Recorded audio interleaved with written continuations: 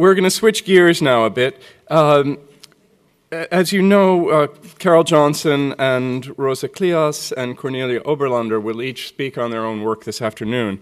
And in planning this conference, I wanted to provide the sort of context in which they all worked by asking two speakers, Susan Harrington and Maria Cecilia Gorsky, to provide some context. Cecilia Gorsky on modernism in Brazil, and Susan Harrington on modernism in North America. So we're turning now to those presentations. Our first speaker, Maria Cecilia Gorsky, is a landscape architect and a principal of our own firm in Brazil. She's focused on landscape planning and design projects in particular, and has worked directly with Rosa on a number of projects, and so knows Rosa's work in particular and the larger context of Brazilian modernism as well. And she's done a lot of larger scale planning work and design work herself, and she has also been very involved in professional development in Brazil, helping to participate in the 46th World Congress of IFLA in Rio on the subject of green infrastructure.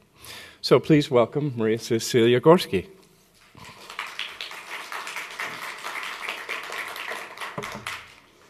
Good morning. Thank you, John. First of all, I want to thank you for the invitation.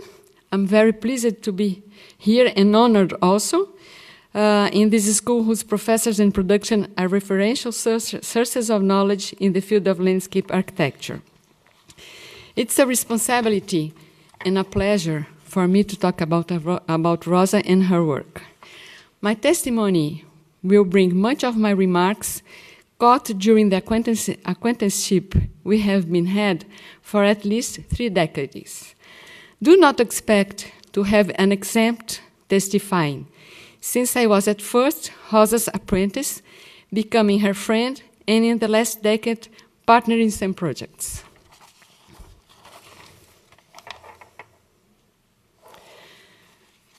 Here is Rosa into a modernist ambient.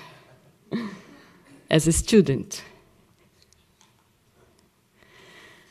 Through the 19th century, Brazilian private gardens were sown with European species, and the public squares were conceived under the influence of the French and English garden compositions in the eclecticism style. Urban town changes towards sanitization, modernization, and beautification were going on at the second half of this 19th century, as the country was getting richer with coffee and rubber exportation. The richest cities of the country, such as Rio de Janeiro and Belém, were going into changes, trying to resemble European cities. By the end of the 19th century and through the 20th century, many public squares were built in the eclectic style, adopting the great axes and focal points. The principles of eclectic design dominated the squares all over the country as a prototype deeply rooted. The origins of modern tendencies in Brazilian gardens go back to the 1920s and 1930s, attached to the modernist uprising in the architecture. This period is identified with the search of a Brazilian character in the artistic production, until then much influenced by European cultural roots. The modernism was set up in Brazil due to European visitors or immigrants, and to coming back of Brazilian artists from Europe, particularly from France. Even studying or wishing to study in Paris in order to get in touch with new aesthetical values and connect themselves to the modernity Brazilian writers and artists were concerned about the importance of constituting a Brazilian identity. As the expression of vanguard, a group of visual art, poetry, and dance, distinguished artists promoted in 1922 in São Paulo a manifest called the Modern Art Week. Tarsila do Amaral is one of the main integrants of the Modern Art Week, evocating some of the Brazilian modernity icons, such as the cacti and the palm trees. Lazar Segal also represented the cactus in his engravings as a way of lend in his work a Brazilian accent. Echoes of the Modern Art Week reverberated in the architecture field.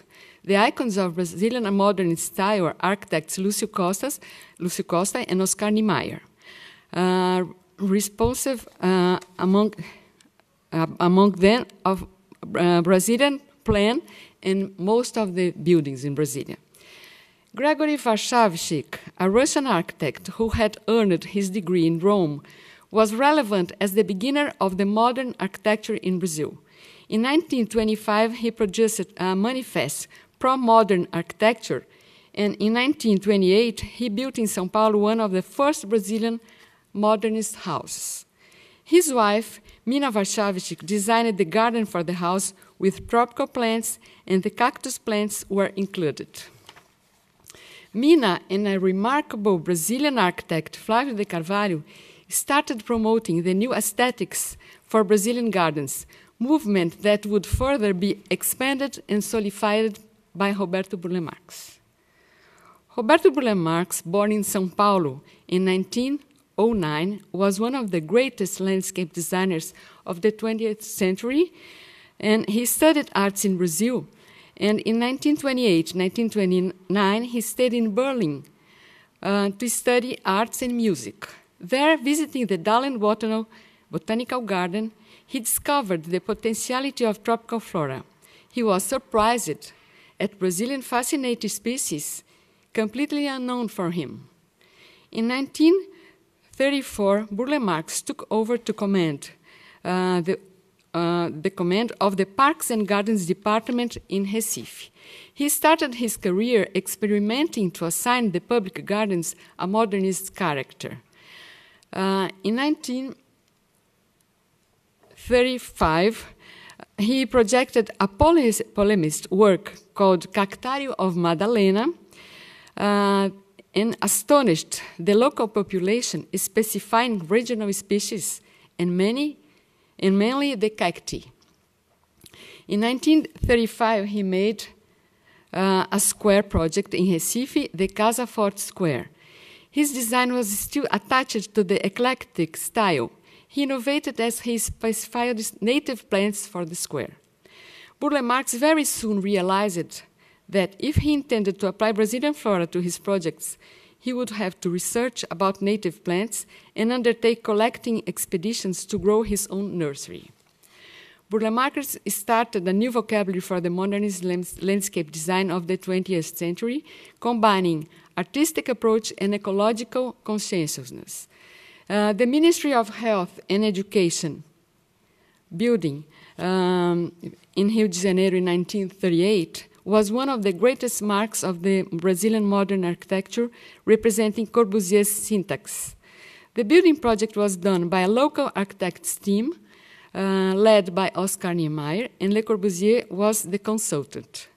Burle Marx was invited to work with the architects in the gardens of the esplanade, which contains the building, the terrace and the roof garden of the Ministry of Health Education.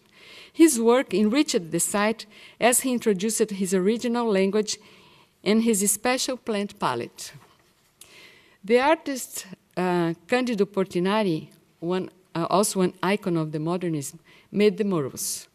During the 1940s, under the government of the mayor Juscelino Kubitschek, who would be further our president, in Belo Horizonte, the capital of the state of Minas Gerais, they witnessed the modernists growing in the fields of visual arts and architecture. The most significant architectural work was the Pampulha complex, which was a new and elegant planned neighborhood, which encircled an artificial lagoon. This complex embodied a casino, nowadays a modern art museum, a Bauhaus, a yacht club, a chapel, and other facilities. Niemeyer, Cândido Portinari, and Burle Marx again worked together. And here we can see some of the buildings of Oscar Niemeyer in the Burle Marx gardens. The Flamingo Park is another Brazilian landmark. It's a 20 120 hectares landfill strip extending along the Atlantic coast near downtown area of Rio de Janeiro. The Flamingo Park was developed by a multidisciplinary team composed by outstanding architects, engineers, botanists, which included Burle Marx as the landscape architect. The park was supposed to conciliate highways, sport courts, restaurants, playgrounds, a theater, an aquarium, rest areas, and so on. In this park, Burle Marx could apply 240 different native and tropical species among trees, palm trees, and shrubs, going into an unprecedented situation.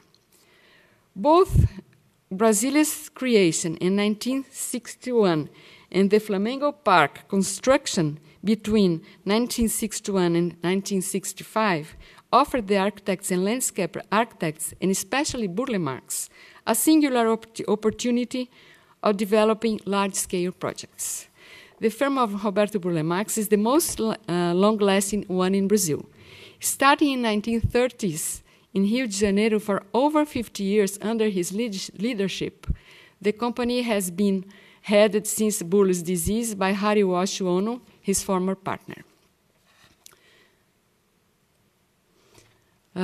Rosa's professional roots. I had to explain that because Rosa is very connected with the introduction. Rosa Grenaclias graduated as architect and urbanist at the Architecture and Urbanism School from University of São Paulo in 1955. The architecture school had just split from the School of Engineering in Brazil in 1948. The university started with the discipline of landscape architecture in 1952 to be taken at the 5th year of the Architecture and Urbanism program. The professor in charge was Roberto Coelho Cardoso, a Californian architect with Portuguese ascendancy recommended by Garrett Ekbo. He had been working in Rio de Janeiro with Roberto Burle Marx for a short period. He took to Brazil the Californian streams and developed expressive projects from small to large scales, which influenced a generation of landscape architects in São Paulo. Cardoso prepared his classes for architects with no intention to generate landscape architects, but he brought enough inspiration for at least some works of Cardoso, and he brought inspiration for at least 2 of his students, Rosa Grenaclias and Miranda Magnoli. From the opening of this repertory, Rosa and Miranda decided to embrace the landscape architecture career facing a kind of self-taught orientation. They had to merge into this new activity, searching for reference and consulting gardeners and nursery owners. They started with small-scale projects, but in 1958, freshly graduated, they were hired by Rosa's birth town mayor to design a square, Largo dos Mendes in São Roque. At that period, during the 1950s, the profession was still embryonic in Brazil. Rosa and Miranda integrate the second generation of Brazilian landscape architects in São Paulo, and Fernando Magalhães Chassel in Rio de Janeiro, all of them with significant and diverse roles. Fernando Chassel entitles Rosa as the Golda Meir of landscape architecture in Brazil. During the 1960s, urban planning in Brazil arose with the installation of the dwelling Federal Service of Architecture and Urbanism, the agency responsible for financing urban programs. Rosa participated in many of the plans developed through that decade, most of them in partnership with the urban planner George William. From 1965 to 1966, she worked on the landscape plan for Curitiba. Curitiba became a leading town from then on in green areas preservation in Brazil. The plan comprehended criteria and standards to create a green area system, establishing the green areas recreational plan and the preservation areas plan, mainly in the watersheds protection. A remarkable characteristic of Rosa's work in personal style started showing up in the Curitiba case, always involving local teams and promoting their development. Rosa was invited by the São Paulo Mayor Faria Lima to work in the plan of green areas for recreation. During 1967 and 1968, Rosa and Miranda projected 44 public squares. Only a few of them were built, but the whole process was very rich, generating patterns for upcoming plans. This landscape planning experience granted Rosa the chance to be invited by the landscape architect Francis Violet to come to the USA for a master's fellowship. Violet, member of an urban planning advising team, had gone to São Paulo for a work and got to know about the methodology Rosa had achieved with her team at the Parks and Green Areas Department. For personal reasons, family, work, and so on, instead of a master's program, Rosa decided for a 3-month study journey in the USA. That was 1969. Those 3 months, as Rosa says, were richer than any graduate program. She visited universities to get in touch with landscape architecture programs, to city parks and recreational agencies, and major private practice offices, among which Lawrence Halprin, Garrett Ekbo, and Thomas Church. At the University of Pennsylvania, she visited the department where the McHarg's methodology was being applied to several projects. This trip provided her concomitantly a great apprenticeship experience and time for reflection. The 3 foreign landscape architects which constitute strong reference for Rosa's work are Garrett Ekbo, Lawrence Halprin, and Ian McHarg. Ekbo and Halprin on the composition, conception, and form, and McHarg on the landscape planning methodology. As Brazilian landscape architects' references, she elected the 2 Robertos, Roberto Burle Marx and Roberto Coelho Cardoso. Rosa got her master's degree at the same university in São Paulo in 1990, when she accomplished a dissertation under the title São Paulo Urban Parks, Their Evolution in the City. This work was published in 1993. Rosa's intense activity did not allow her to embrace the teaching career. Nevertheless, she actuated as regular professor for a few years. Anyway, she has always been concerned about the importance of investing in training and education, having headed many specialization and capacitation programs, which have contributed to multiply both skilled professors and private and public practice professionals. The landscape architecture profession, despite all the works produced, is not a formal and recognized profession in Brazil. That means we still don't have an undergraduate program at the university. The majority of professionals working in this field are architects. There are also agronomists, biologists, and forest engineers that somehow work in the field. Rosa had affiliated herself to the International Federation of Landscape Architects as individual member in 1974. During that event, she was urged by a Portuguese IFLA General Secretary to create a Brazilian Landscape Architects Association. Rosa undertook the commitment of gathering colleagues from the same career or correlated ones in order to promote the foundation of the Brazilian Association in 1976. We couldn't have reached so many works in landscape field if Brazilian Association of Landscape Architects hadn't been so active and connected to IFLA and other countries' associations. Rosa realizes today how audacious, almost crazy, she was to take charge of an international IFLA Congress in 1978 in Brazil, just 2 years after the ABAP Foundation, the Brazilian Association Foundation, with no basis for supporting or sponsoring. By that time, she was working in the town of Salvador, Bahia State, in a landscape planning, and had established, as usually happens in her working activities, a good relationship with the mayor.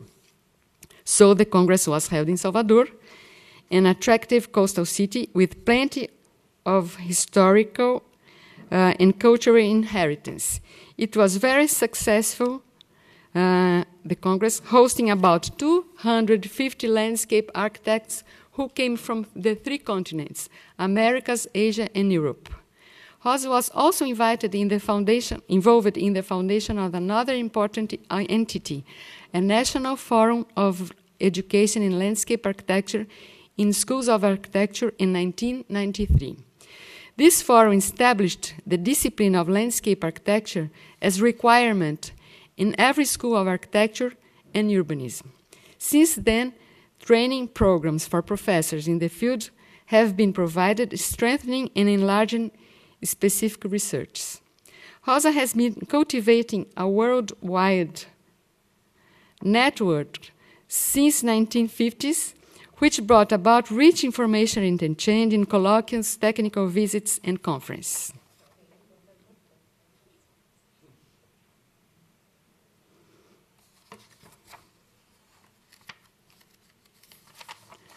Due to Rosa's production relevance, both in their private practice and in community actions, the 6th International Architecture Biennale held in São Paulo in 2005 paid her a special homage with the exhibition of her professional trajectory. And here is the room where she exhibited her production and her trajectory.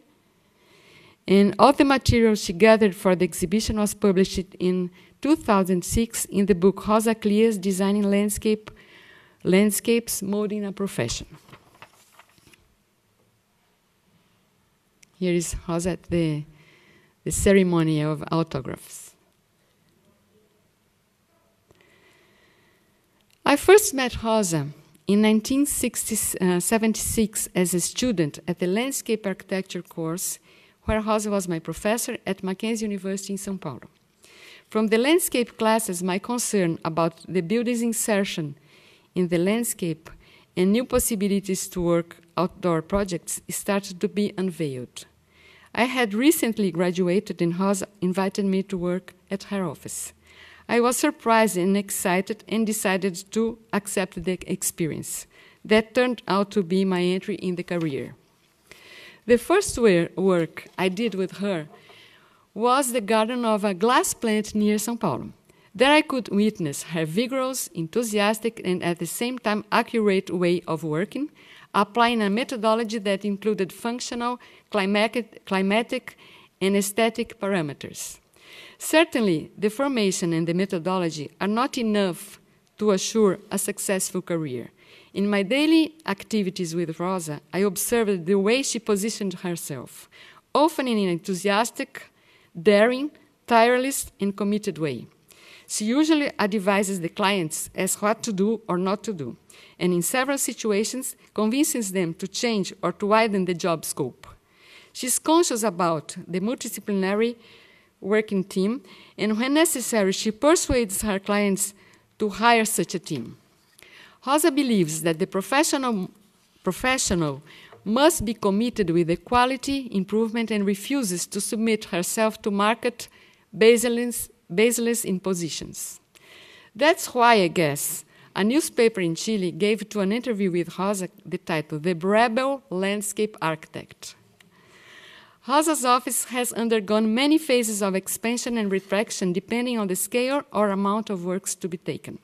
For a certain period, when the demands of environmental plans were growing, she invited 3 experimented colleagues, Madalena Ré, Luciano Fiaschi, and Benedito Abudi, to join into a new advising company called CRAF, which lasted for 5 years. When she decided to downsize the office, settling a home office, she organized all the archives, her archives, to donate them to São Paulo University, where they were all inventoried and are available for consulting. She downsized the office, but not the scale of the projects that kept growing. She has adopted the partnership as a way to keep developing large-scale works. She has been working for several times with Luciano Fiaschi's office and José Luis Brena, and with my office also. Now, for instance, we just left on the table a project of a 23 kilometers long linear park in Goiânia, the capital of Goiás state. Rosa starts a job with no preconceived initiative. Exploring the project site and knowing its context are the first steps to approach the problem. At the same time, she is intuitive at analyzing sites. Of course, behind this intuition underlies experience and a sense of contemporaneous. One guiding statement of her work is the search of project's character and singularity. She moves from the large scale to the small scale simultaneously since the first sketches, and when in the small scale approach, she usually plays with the forms, checking them in sections and perspectives, cleaning here and there, until the proposal convinces herself of its pertinence. I'll show you now a sample of a wide range scale projects to introduce Rosa's production and language. This afternoon she will show us a selection of projects which became Brazilian landmarks. Rosa's trajectory was not linear. Her first laboratory was the small-scale garden in terraces and houses at the end of the 1950s. The house gardens are usually part of her menu. As these projects are short-term ones, they provide experiments to be applied in large-scale projects. Here we have a project with an existing mango tree that commanded the design. Brazilian stone's application is often explored at most of these works according to the site region. This house is a Rui Otaku's project, who is an outstanding Brazilian architect. The garden conception intended to establish a dialogue between architecture and landscape. This house garden is partially set over slabs, and the design's intention was to propose harmonious transition between the house and the swimming pool.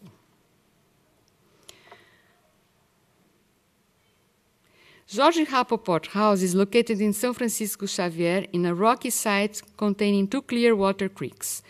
Jorge, the house's owner, is architect and hired Rosa to design the landscape plan, preparing the area to nestle his forthcoming house.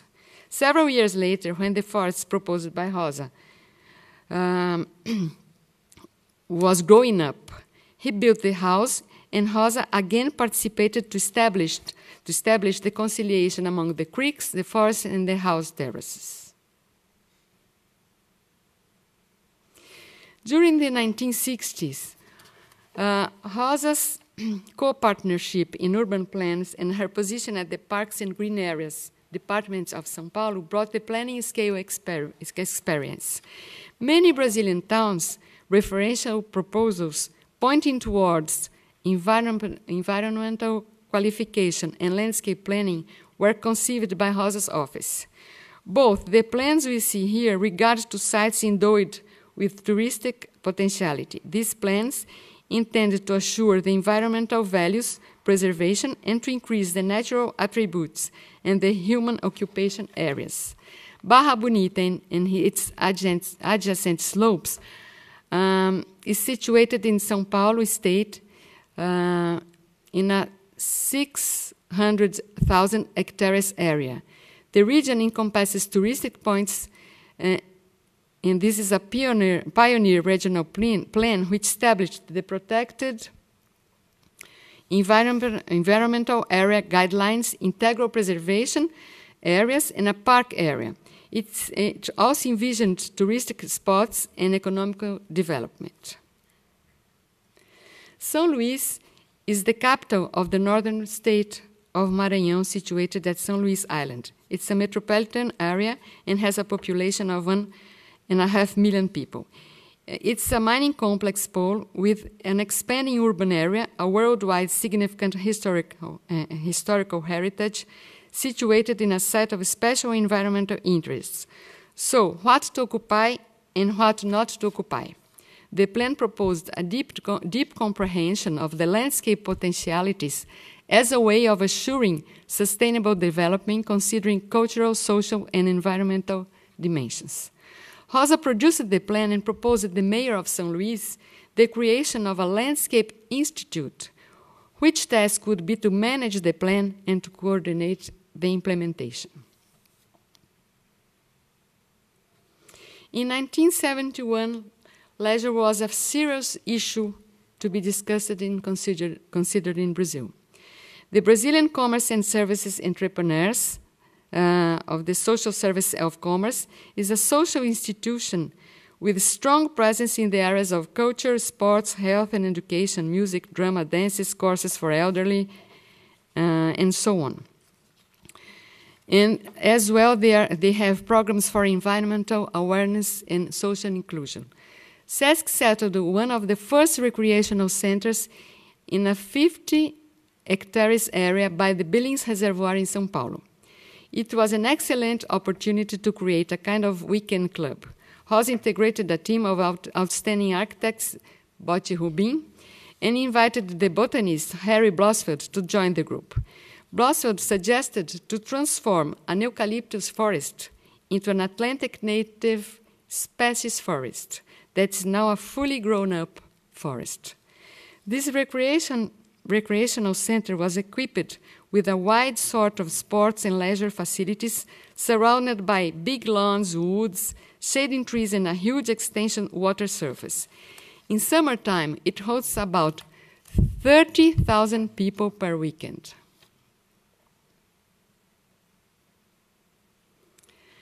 The Vemana administration building in 1970s, Rosa had the opportunity to make many industrial site gardens. One of these was Mana administration building. Mana is a fertilizer production plant. The project was developed in an integrated process with the architectonic conception. Rosa nestled the building inside a wood, providing also open areas to host the workers. At the heart of the building lies a patio with plants and water features, creating a nice working atmosphere.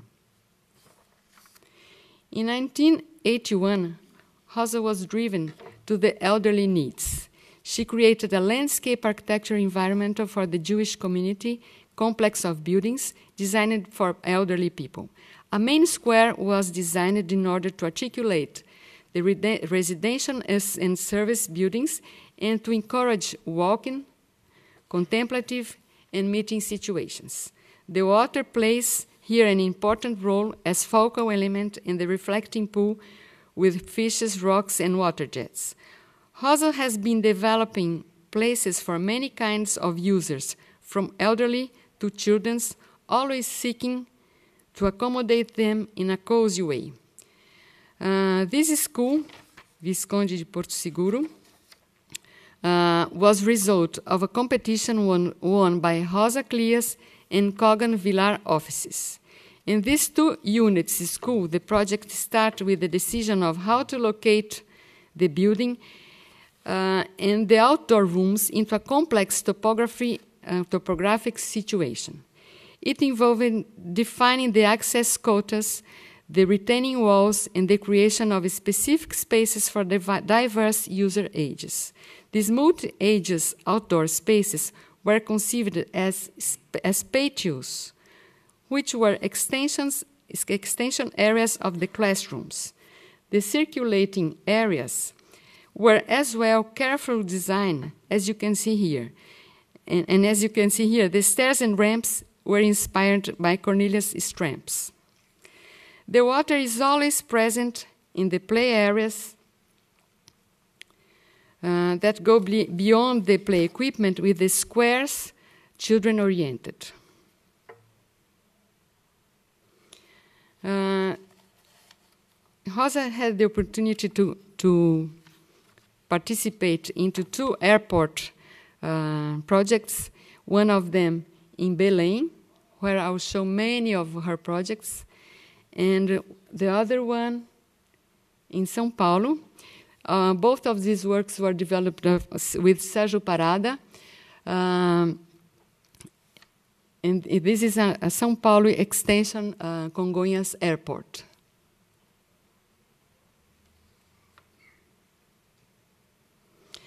In 1981, Rosa and the urban planner George William and a great team won the national competition for the reurbanization. 5 minutes? I'll run. Plan for Anhangabaú Valley. Their task was to restore this well-known São Paulo postcard area, solving the conflict between pedestrians and vehicles due to the intense local traffic flow. The proposed solution was the construction of a 500-meter-long tunnel providing a 52 vehicle-free area exclusively designated for pedestrian use. The natural amphitheater condition of the place allows the valley to be seen from all the surrounding buildings and sidewalks. Paulista Avenue is one of the most important avenues in São Paulo from the first decade of the 20th century. The development of the avenue surroundings demanded an updating project in order to support both the flow of vehicles and pedestrians. Rosa proposed several innovative solutions for that time, such as broadening the sidewalks and disciplining the street crossings. The pattern of the sidewalk pavement developed in a stone mosaic with the colors of São Paulo state flag was the brand of the new avenue. 30 years after the successful project implementation, all these mosaic stones were replaced by a precast concrete block stereo project. It was a municipality initiative in the name of accessibility. Here are some projects we are making together in Catanduva, an interland town. And these are some downtown areas who are being restored. So we are just finishing the work that will be opening this year. The city of Belém, where Rosa worked for many years, capital of Maranhão, a northern state of Brazil, is settled by the Guamá River near the Amazon River Delta. Belém was born as a Portuguese settlement due to its strategic position next to important rivers and near to the Atlantic Ocean. The town, with many expressive witness buildings to be cherished nevertheless, turned its back to the water. This recovery urban design plan by the initiative of Pará State Culture Secretariat was a great opportunity to promote a more intimate contact with water landscapes, enhancing both the dimensions, the vastness of the river and the scale of the squares and patios. As the port of Belém ceased its activities, the warehouses along the port went through a recycling project that proposed diverse activities to be held in old buildings such as leisure and cultural areas and commercial stores and restaurants. Here you can see the riverside walkways which connect the warehouses and the bay. This Lusitania complex involves a group of buildings from the 17th and 18th centuries of relevant historical value. They were all restored and recycled. The Presépio fortress was transformed into a museum. The military hospital, named House of 11 Windows, hosts a cultural center. And the Santa Alexander Church and the Episcopal Palace became the Pará State Sacred Art Museum. The landscape architecture plan handled the outdoor and indoor spaces and established the connections among the buildings, terraces, and squares.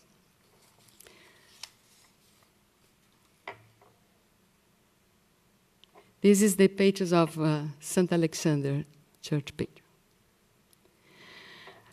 The Gemology Center. At the 18th century, Franciscan monastery, which had been further used for many purposes, from hospital to jail, was transformed into the Pará Gemstone Museum, the Jewelry Workshop, and House of Artisans.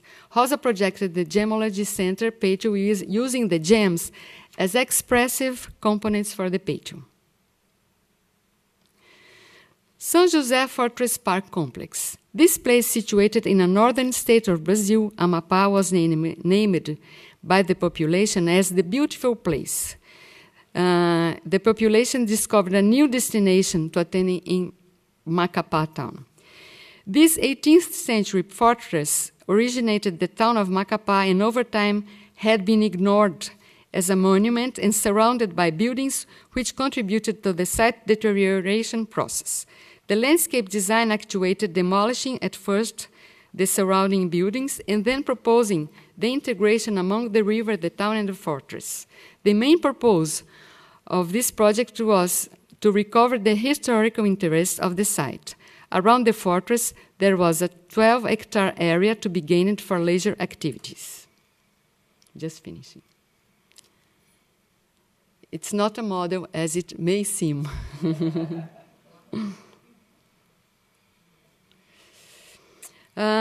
All these works Rosa produced in the Brazilian northern area called the attention of the mayor of Porto Velho.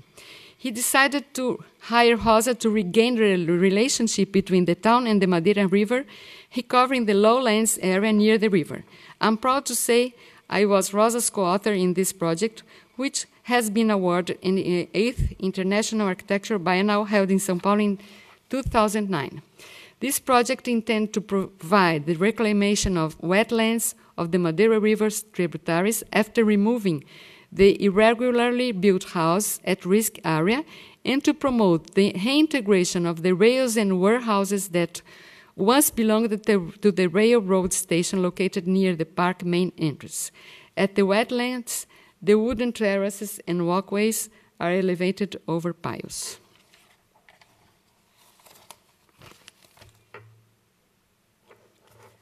And here's again Rosa finishing this speech in another modernist stairs. Thank you all. Thank you. And thank you, Rosa, for so many opportunities.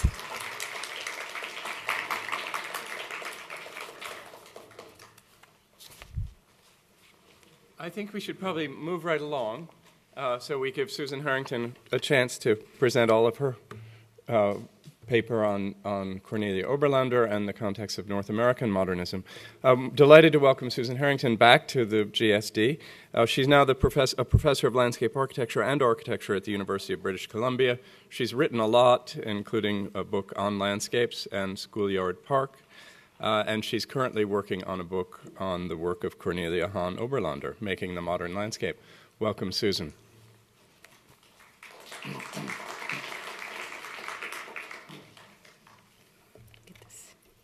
Thank you, John, for inviting me to share portions of my book.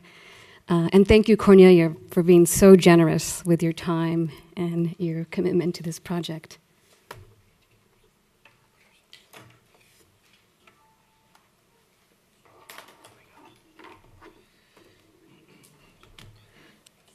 I'm going to talk a little bit about method. One of the things I've discovered in doing this project is that the modern landscape architects had methods. Mark Tribe has often said that Ian McHarg was so appealing because he was the only person to have really a method of design. And what I found with Cornelia's generosity, that she definitely had some methods in her approach. I think for someone who teaches both studios and architecture and landscape architecture, as well as history and theory courses, that's always been an interest of mine to help students reveal what these methods are. And I think we owe it to our students to mine this history, because it is there. But I will begin. You probably know Cornelia Hahn Oberlander for her award-winning urban landscapes she has produced over the past 3 decades.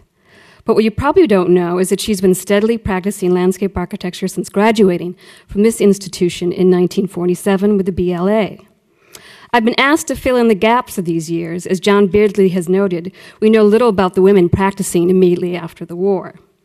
Certainly, many women did not continue their education at the GSD during and after the World War II. And it's just to show what a bit of a nerd I am, but you can see the red are the dropouts. So when you say, well, we had 18 females coming in to landscape architecture, and planning, usually in the 40s, if you came to the GSD, half of the women were going to drop out.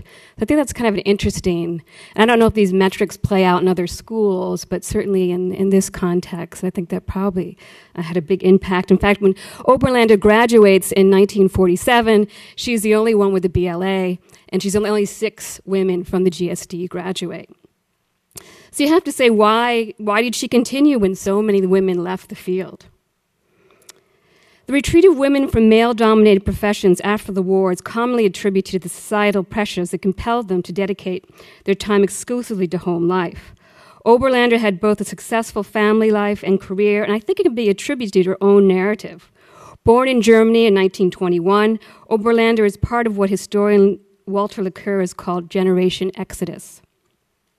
This generation is comprised of German Jews born between 1914 and 1928, who fled Nazi persecution during the 1930s. Laqueur's study reveals that this cohort of refugees, who hailed from different classes and different religious affiliations, had an underlying pattern that they commonly shared, like no other generation before or after: their ability to thrive in their new countries.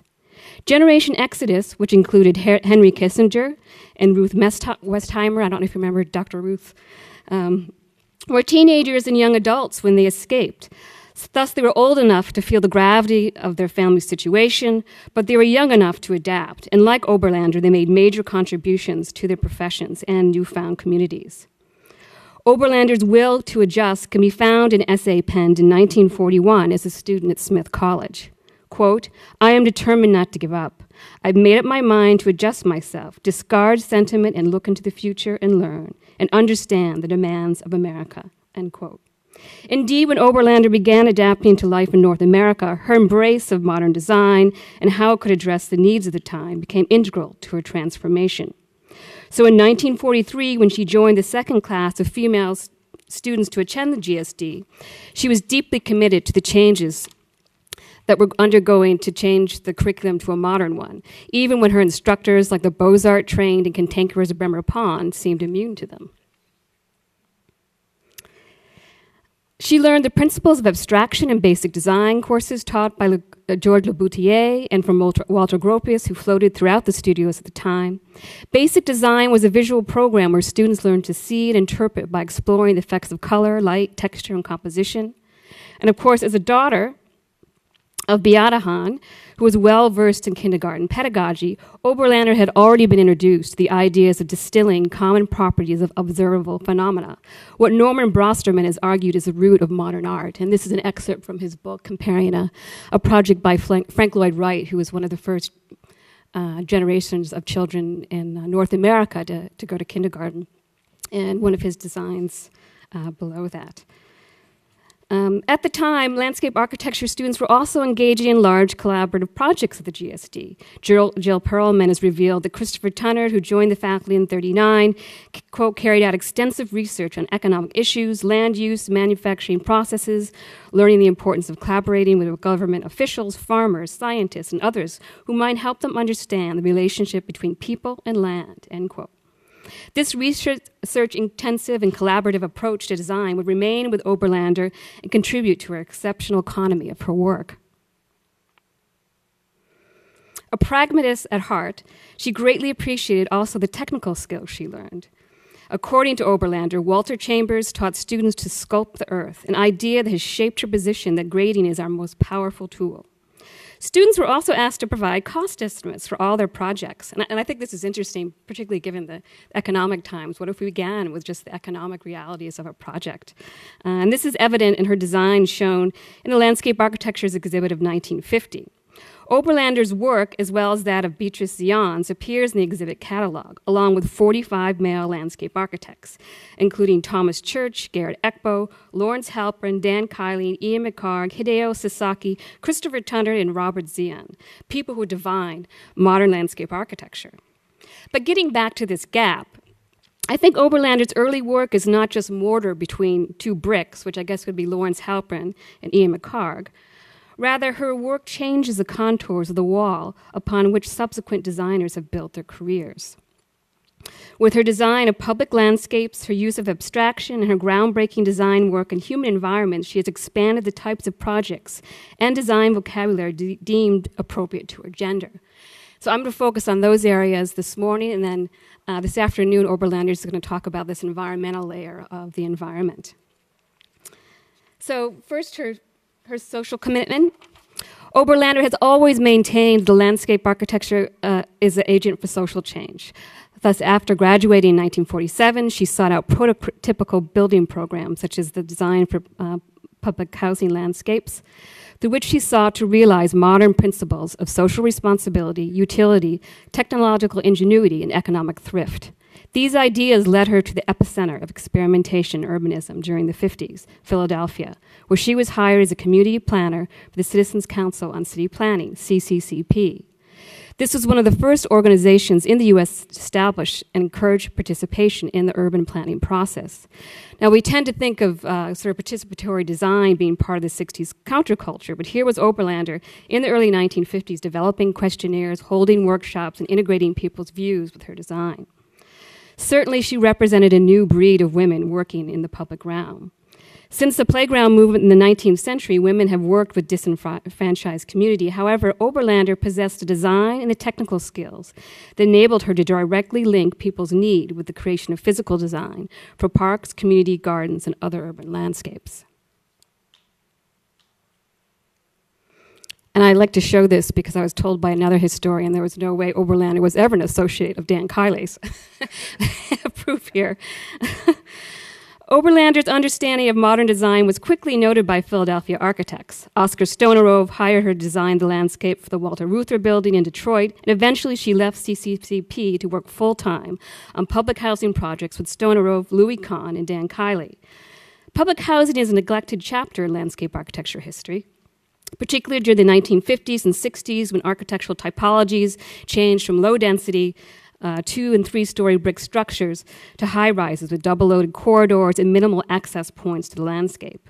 Without a doubt, the tower formation demanded new conceptions of urban landscape, as increased density created residual open spaces designated for a range of communal uses.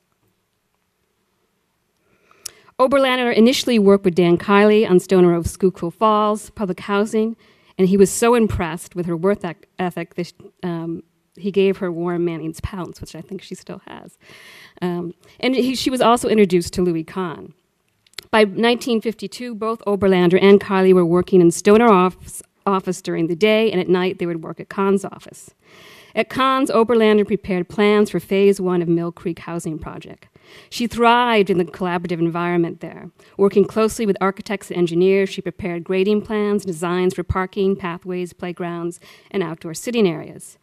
Many urban renewal schemes perceive the demolished site as a tabula rasa, but demonstrating her pragmatic streak, Oberlander argued to not only preserve the site's mature trees and fruit trees, but also some of the foundation walls from the raised housing, and incorporate these remnants into the landscape design.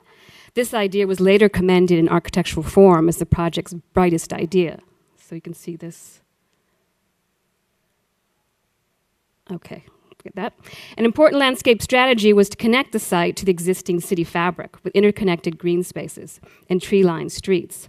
A landscape plan dated from 1953 depicts this idea with trees planted around the parking areas and allays connecting the north and south border streets.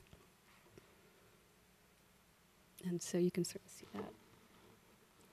that. Another strategy was to provide each unit with the same type and number of landscape elements. Thus, each courtyard of the garden apartments was planted with a small grass lawn, a hedge, a large canopy tree to the north, and a smaller ornamental tree to the south. Since the building units were staggered, the trees created a diagonal line across the blocks, uniting the courtyards as a whole landscape. Now, tragically, the landscape of Schuylkill and Mill Creek were cut from the budget. Photographs of the site shortly after construction depict only grass and a few saplings.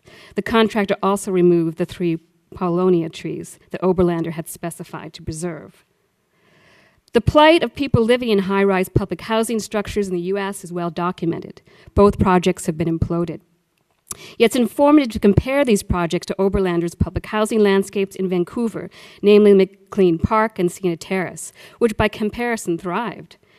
Designed in the early 1960s, they have similar architectural typologies, but Oberlander's landscape was installed. During a visit I made in 2010, about half of the courtyard spaces contained gardens, mainly by residents, and the trees have matured.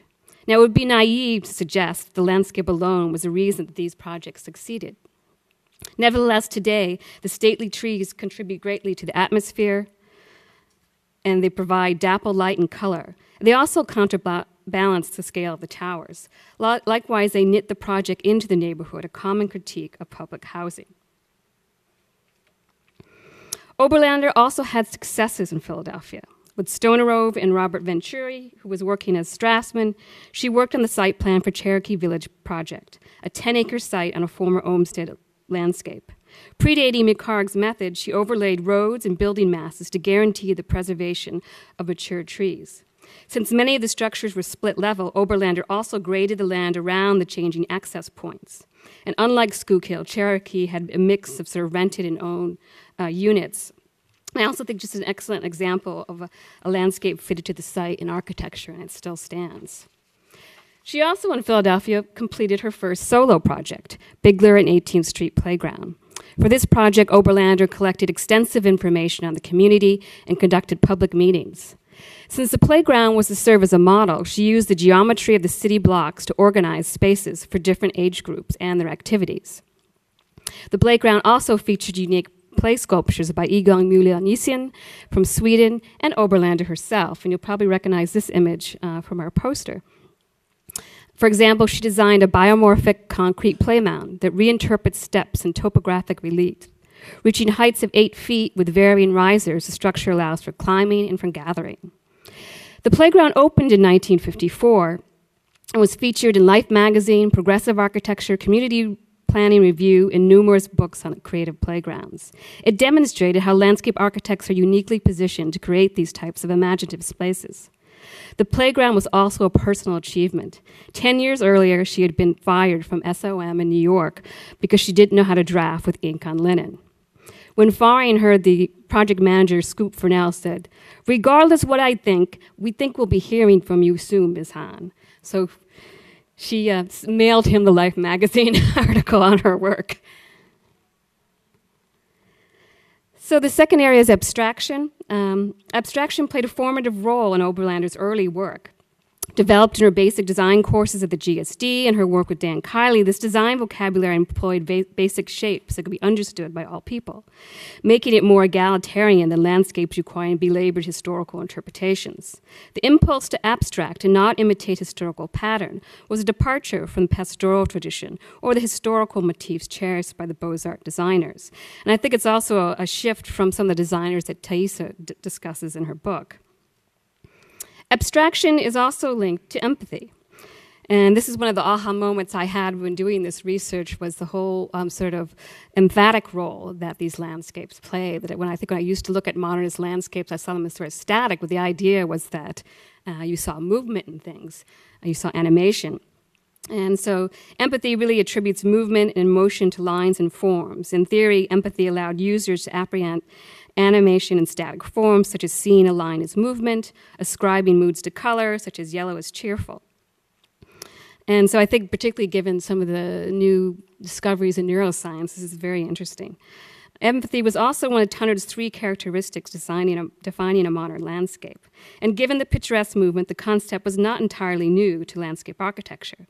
However, the idea of creating movement and unity communicated through design became paramount to society immediately after the war. Movement was particularly salient, as it also provided an argument against symmetry, which was equated with elite gardens, but also stasis. In short, asymmetry caused the eye to move. Movement and unity were created through the knitting of site conditions such as contours with architecture, an approach that Oberlander perfected in her Cherokee Village project. But it is also evident at the Friedman Residence, one of Oberlander's first commissions in Vancouver. A split-level house designed by Fred Lasserre, Oberlander used the lines from the structure, the property lines, and the contours to integrate the site with the house. Given the steep slope of the site, the entrance is located at the ground floor, where a line created by a bank of heather leads your eye away from the house to join the invisible lines of the site contours. On the second floor, the upper patio is defined by a fence that parallels the property line to the south and is scrimmed, pulled directly off the wall edge. Oberlander also worked with Lasserre on the University of British Columbia Faculty Club, a project that gives us a glimpse of her basic design method. Looking at the studies for the upper terrace, which overlooks the pool area, one can see her design process unfold. She begins with a plan view and construction paper cutouts of squares based on the modular system of the building. The squares could represent anything, a planter, a bench, a tree. Trying out different variations, she eventually paced down 3 versions. The squares were then transferred into seating, planting, and paving in the second set of 3 schemes, with a third scenario giving greater detail to what those squares actually represented. She also collaborated in the design of the Rose Garden, which is directly east, that's that second image, directly east of the faculty club. When the process drawings are no longer extant, the built work is telling of a similar approach. Here, traditional garden beds that one associates with rose gardens are distilled into an orthogonal circuit of roses, grass, and walk that lie within a large amoebic form. The garden contained 900 roses and was extremely popular with rose enthusiasts, as the meandering pattern allowed people to weave in and out and among the roses, enabling closer inspection and smelling. Unfortunately, it was destroyed in 1997 and replaced with a historical pastiche of an Edwardian rose garden. Another example of Oberlander's use of abstraction to unify the landscape to the structure can be seen in her landscape for Resident Y, which she began in 1963. Here, lines and surfaces are treated as a series of horizontal strata extending from the building out to the land. Starting with the roof plane, a wood framing system extends past the structure to create a deep awning. The edges of the overhang are projected down to the ground plane with a divider that separates the Japanese pebbles from the planting. At the side of the house, a sunken living room with a glass corner reveal allows the owner to sit and observe and view the garden at a seated level. I think freed from studying historical styles, Oberlander was able to address her efforts towards more functional demands of the project. At Resident Y, the owners requested a place for breakfast that received ample morning sun in the spring and summer because they were gone the rest of the year. So she completes the very detailed sun and shade analysis of the site and determines the exact spot that receives the most sunlight during the morning hours in those seasons. And this is where she puts a large circular patio, denoting where to seat and gather for breakfast. The landscape for Residence W, designed with Arthur Erickson in the early 1980s, is borne out both through plan and section, demonstrating the use of abstraction to link architecture and site. The property was a densely wooded 9-acre site in the Highlands community outside of Seattle. They began by cutting a rectangular clearing roughly 600 feet by 100 feet to create a forest room. To locate the cut, a tree survey was conducted to determine the lines of the biggest and healthiest trees, ones over 100 feet. And this would border and define the cut. To determine the location of the house, Erickson and Oberlander drew a line to the center of the forest room, plan, and then at the cross slope section. The house was then located at the crosshairs.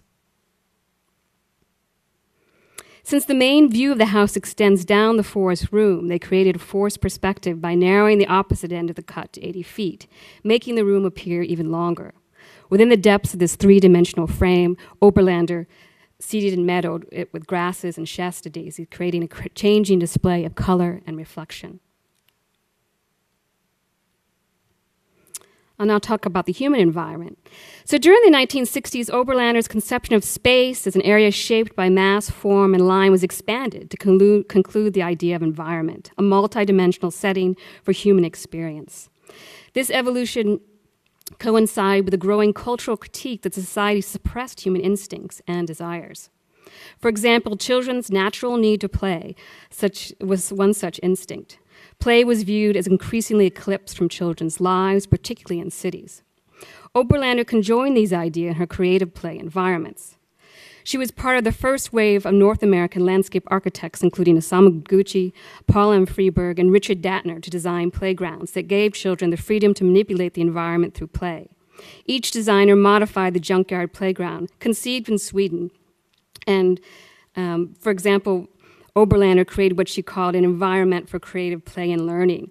And this idea was that it contained loose parts for use by children, like the junkyard did, but they could be used and played with without supervision, because a lot of the junkyard playgrounds, you had to have someone there, sort of making sure kids didn't kill themselves. She demonstrated this concept to an international audience in Expo 67 in Montreal. hired as part of a team of experts, designed the Children's Creative Center, a facility tucked in amongst the vast network of phantasmagorical structures of the Canadian section. The site was 125 feet by 60 feet, a dimension that would approximate the size of an urban tot lot. Here, Oberlander created an environment where play features were built into the land. So her play spaces, you see it's sort of tucked in there on the left-hand side, which actually being lower, people got to look down at, which I think was important. In contrast to her Philadelphia playground, a flat ground plane was replaced by rolling terrain, looping paths, a wobble walk and canal, and giant building pieces and a rocking boat in water replaced static sculpture. A beach-like expanse of sand and driftwood afforded opportunities to balance, and dozens of plants provided play props. Importantly, children were not directed. Rather, using their own desires and instincts, they responded to the landscape design itself. A post-expo evaluation revealed that Oberlander's outdoor play environment was more popular than the center's interior spaces. She speculated this was due to the fact that the outdoor component of the center was free for spontaneous play. In fact, when they first conceived of this space, they called it the holding area to get into the center, and Oberlander convinced them that this was going to be an equally important space, and it proved to be more important. And so the interior had very specific classes and activities that were timed. The sunken position of the play environment and its location on the main entrance bridge to the Canadian section also allowed it to be seen by millions of passerbys. Expo 67 changed the way play spaces were designed in Canada, and she's designed 70 playgrounds since then. These include the North Shore Neighborhood House that she designed to help children with language development. And again, this was very groundbreaking because this is just when we were starting to understand the physical environment could impact speech and literature in children. So it's a very rich and intense environment. She also provided places to socialize. The kids could actually talk and form in small groups. At the Married Student Housing Complex at UBC, Oberlander paid homage to the trees by retaining the forest's edge and making it part of the play environment. Her design also stressed the numerous play opportunities afforded by trees in their many forms, live, gnarly, and fallen and cut. And she even offered an extreme variation on the wobble walk, with logs up to 5 feet high. And I know adults that remember playing on this as a child, so it was very memorable. In 1974, she brought her knowledge of human experience and movement in the environment to the urban landscape, Robson Square. In the early 1970s, 3 adjoining blocks had been identified for civic and governmental complex in Vancouver. The project was the first in a series of strategic moves designed to bring people back to the downtown core. Arthur Erickson's scheme, which included a series of open spaces and rooftop gardens on top of 1.5 million square feet of interior space, was approved by the city in 1973. However, it was clear to him that the project required a very competent landscape architect, one which he didn't have on staff. I still haven't figured out how to use these things, but you can see those 3 main blobs. The bottom one is block 71, then 61, and 51.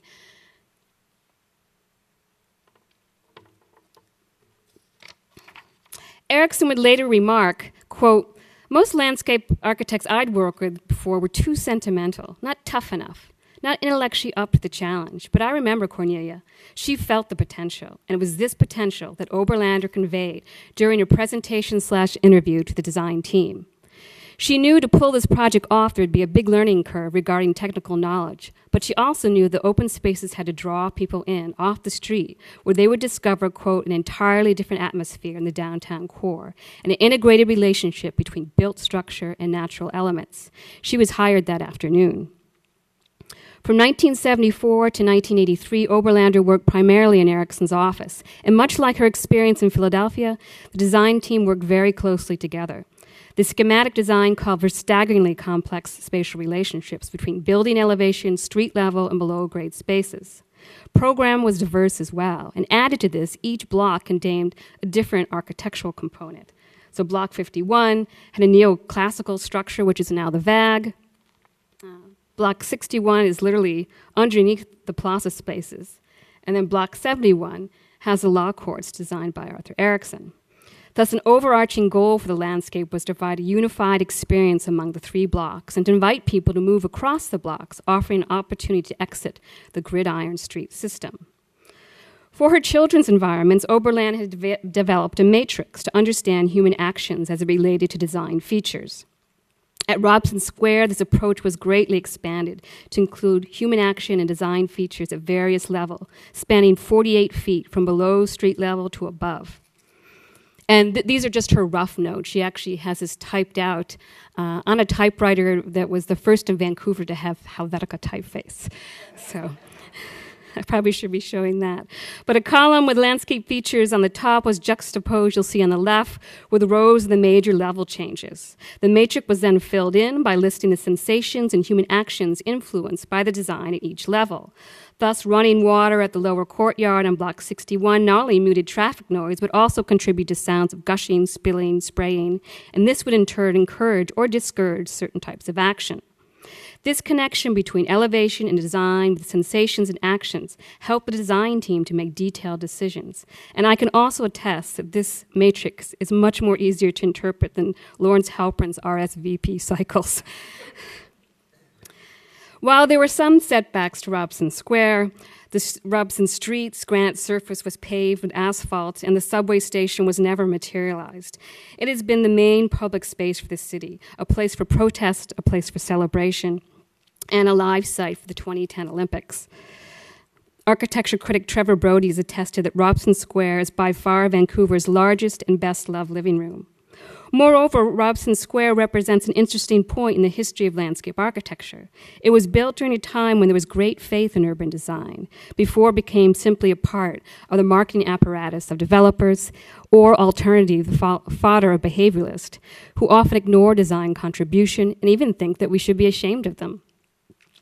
Oberlander went on to become an expert on structure planting, and she and Erickson would collaborate on numerous projects: the Museum of Anthropology, the Laxton Building, which is now a heritage site and called the Evergreen Building, as well as the Canadian Chancery in Washington, D.C., which is right next to John Marshall Place Park, designed by Carol Johnson. In 1983, Oberlander began design work with Moshe Safdie on the National Gallery of Canada in Ottawa. Here she designed an interior courtyard and 3 main exterior spaces for the gallery, each referencing a subject of 20th century art contained in the museum. So the Tiger Garden pays reference to the group of 7 A.Y. Jackson's Terre Sauvage from 1913. The Minimalist Garden with 9 crabapple trees placed 12 crabapple trees placed 12 feet on center, and a crushed bed gravel refers to the art of Donald Judd, Carl Andre, and Dan Flavin. And lastly, the Op Art Path refers to the gallery's pop art collection, which was very controversial. While this might seem like a postmodern approach, they are not literal references, something that her critics often miss. She was never drawn to historical fantasy. Oberlander references the way these art genres work. So I'm getting a little more into theory now, not that she's actually trying to physically represent a 2-dimensional painting in a 3-dimensional, but how they actually work, what the intention of the work is and experience. And this is, I think, not understood by Lisa Rochon, who's an architecture critic for the Globe and Mail, who says that she notes the A.Y. Jackson trees, particularly the one, I guess, on the right, is permanently bent, and this would be very difficult to replicate in a 3-dimensional landscape, a public landscape. But I don't think that's what she was after at all. I think that really the group of 7 images of uncultivated Canadian landscape sought to challenge the ultra-genteel European art traditions, which was imposed on Canadian art. And I think the Tega Garden works the same way. Its wildness in stark contrast, the city's neat and tidy landscapes and floral displays, a European tradition commonly imposed on capital cities. I've chosen to focus on Oberlander's contributions to landscape architecture as a model modern here because her oeuvre represents values like compassion, equality, and beauty, qualities that support a shared belief that design can transform the way we live in the world, something I think should give us pause today. Thank you.